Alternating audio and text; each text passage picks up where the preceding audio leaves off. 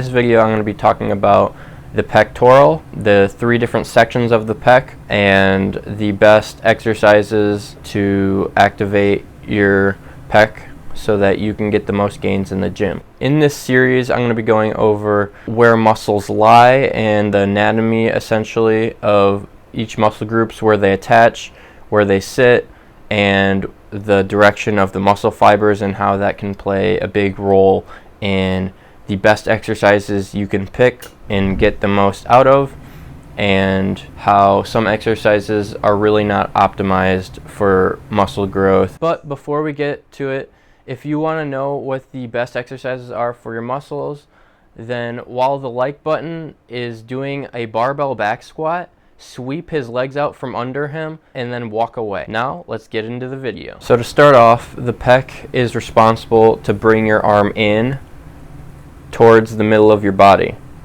And so any exercise that requires you to have your arms retracted and have that stretch in your chest, and then you come in, any exercise like that, those are usually pretty good exercises. So for example, the dumbbell bench press, the cable fly, any machine press where your grip starts wide and it comes in narrower.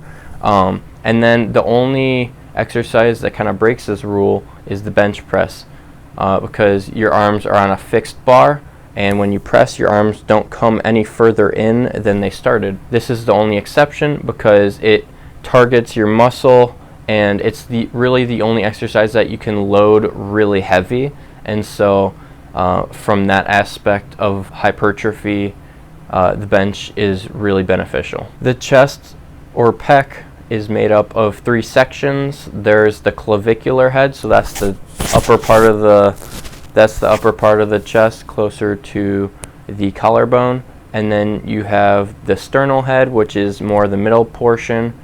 And thirdly, we have the bottom portion of the chest or pec, which is the abdominal head, closer to your abs. And this plays a pretty big role in picking exercises because each of these sections has a different orientation of the muscle fibers, so they run at different angles. And that's why any flat press where your arms just are pretty much shoulder width and then just come in, it's going to more target the sternal head or the middle of the chest.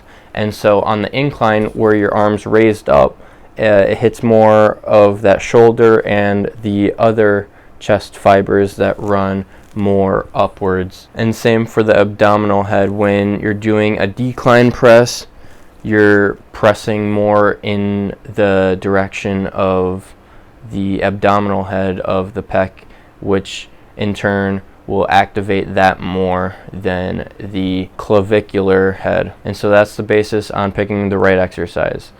Do your arms start wide? Do they come in? And depending on what you want to specialize in or target, is the angle aligning with the anatomy of the muscle?